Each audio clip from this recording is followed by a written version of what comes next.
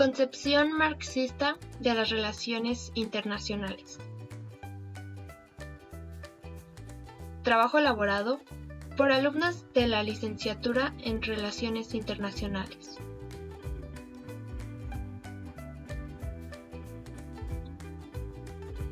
Ávila Hernández, Tayla Guadalupe, Magaña Sosa Adriana Sabrina y Pérez Pérez Rubí Esmeralda.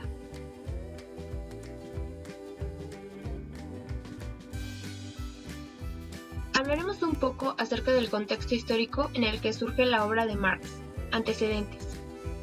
El problema de la miseria entre 1795 y 1834. Esto se debió al enorme avance de la revolución industrial,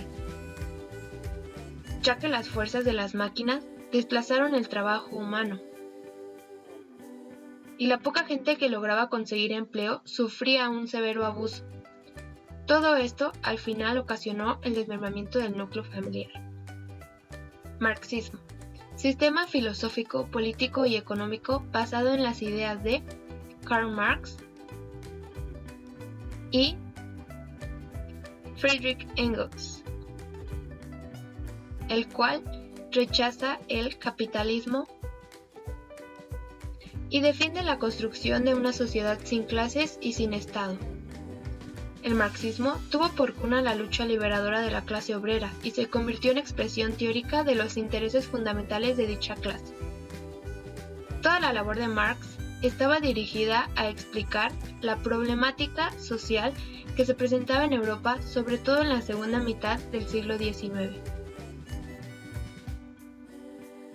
El marxismo, en cuanto a teoría y método, ha creado un nuevo paradigma en el estudio de las relaciones internacionales, ya que supuso la superación de la tradicional concepción estatocéntrica. ¿A qué nos referimos con esto? A que los estados ya no son los únicos actores significativos en la política mundial. Fundamentos del marxismo. Para explicar el marxismo en relaciones internacionales, debemos comenzar con la teoría principal de Marx, el materialismo histórico. De manera más simple, este afirma que los seres humanos, incluidas sus relaciones entre ellos y su entorno, están determinadas por las condiciones materiales en las que pueden sobrevivir y reproducirse. Estas condiciones materiales son históricas y cambian con el espacio y el tiempo. Mientras que el materialismo dialéctico acentúa la relación de la materia y la conciencia. La trilogía del marxismo en general se constituye por el materialismo dialéctico como filosofía, el materialismo histórico como sociología y el socialismo como sistema económico.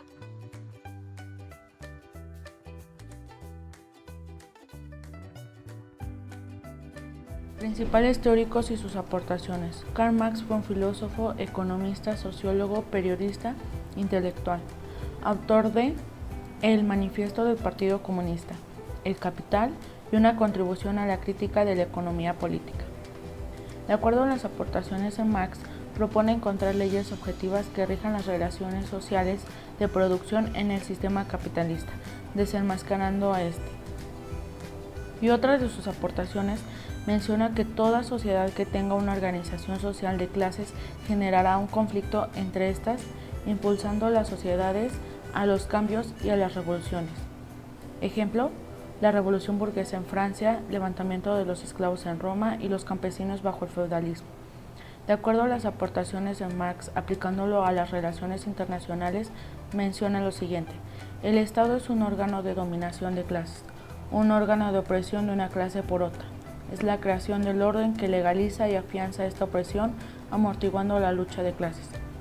Nos referimos a que los estados dominantes oprimen a otros estados, porque el mundo no está dividido en estados, sino que está dividido en distinciones sociales. El marxismo menciona que el objetivo es erradicar la desigualdad global y para eso es necesario la cooperación internacional y con esto lograr un nivel superior del comunismo. Es decir, si a nivel nacional desaparecen las distinciones sociales, también desaparecerán los conflictos entre las naciones. Un enfoque complejo creado por el marxismo de carácter no estatocéntrico son en los siguientes puntos. 1. La clase social es el actor principal en el escenario internacional. 2. Existe un esfuerzo por realizar un análisis con una visión total y globalizadora. 3. El estudio se realiza desde una perspectiva dinámica y crítica del sistema internacional. 4. Existe una superación del elemento estatal, a relaciones de dominación. Otros autores relacionados con las ideas marxistas en las relaciones internacionales son Rosa Luxemburg, Hilferding y Lenin. Rosa Luxemburg desarrolló el concepto de la transnacionalización de capital para esbozar una revisión de la teoría marxista sobre las clases sociales y situar la lucha de clases dentro de una relación de dependencia, mientras que Lenin estudió el fenómeno imperialista y señaló los cambios experimentados por el capitalismo y las modificaciones de su estructura nacional e internacional. La teoría de estos tres autores, Rosa Luxemburg, Hilferding y Lenin, desembocaron con la teoría de la dependencia. Explican que en el mundo hay dos tipos de países de centro y países periféricos, dominados estos últimos por los primeros. Estos autores desarrollaron lo que ahora llamamos las teorías clásicas del imperialismo, para comprender cómo el capitalismo se expandió y se adaptó a un mundo de rivalidad interimperial que llevó a la Primera Guerra Mundial y a la lenta desintegración de los imperios europeos. Ahora bien, vamos hacia el capitalismo. La fuerza de trabajo del hombre se transforma en mercancía. El valor de toda mercancía está determinado por la cantidad de tiempo de trabajo invertido en su producción. El obrero emplea su salario en cubrir el costo de su sustento y el de su familia, creando para el capitalista la plusvalía. De acuerdo a la siguiente aportación de Marx, menciona lo siguiente: el marxismo no juzga el capitalismo en nombre de un ideal o de una moral natural, muestra lo que es, cómo y por qué ha nacido, la influencia impulsora de su desarrollo, sus posibilidades actuales y su desaparición necesaria. Yo voy a hablar de la fase superior del capitalismo, el imperialismo. En cierto modo, habla sobre la concentración del capital y el crecimiento de los monopolios, donde la libre competencia tiende a desaparecer, quedando como protagonistas los monopolios y el Estado como servidor de estos, demostrando el poderío de las grandes potencias de la época, como Gran Bretaña, Estados Unidos y Alemania. A final de cuentas, lo que buscaba Marx era un cambio social. El pensamiento marxista suele establecer las siguientes fases en el proceso revolucionario a la sociedad sin clase. Pero, ¿cómo? Bueno, buscaba, en número 1, la democracia. En esta etapa se constituye, entre comillas, la dictadura del proletariado, mediante la toma del poder político. Los marxistas suelen distinguir entre democracia burguesa y la democracia obrera. Pero, ¿qué es la democracia burguesa? En esta democracia, el verdadero poder está en manos de la burguesía y no en el de la clase trabajadora, a la que se le dan derechos sobre el papel, pero no las condiciones materiales, como las económicas, políticas y sociales, para que realmente la ejerzan.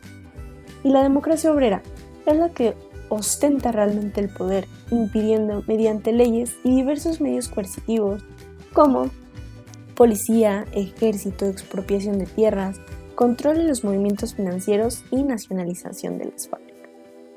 La siguiente fase, el socialismo. En esta fase se potencia el papel del Estado como instrumento para racionalizar la producción, la distribución a toda la población de la riqueza generada, como sanidad pública, educación pública, obras públicas y subsidios. La última fase sería el comunismo. Es la fase donde el hombre es dueño de sí mismo. Es una época de abundancia, de plenitud, en donde ya habrán desaparecido definitivamente las clases sociales, los intereses particulares e incluso el Estado, al menos el Estado entendido como el instrumento de un grupo para dominar sobre otro. Bueno, ha sido todo de nuestra parte, esperamos les haya gustado y muchas gracias por su atención.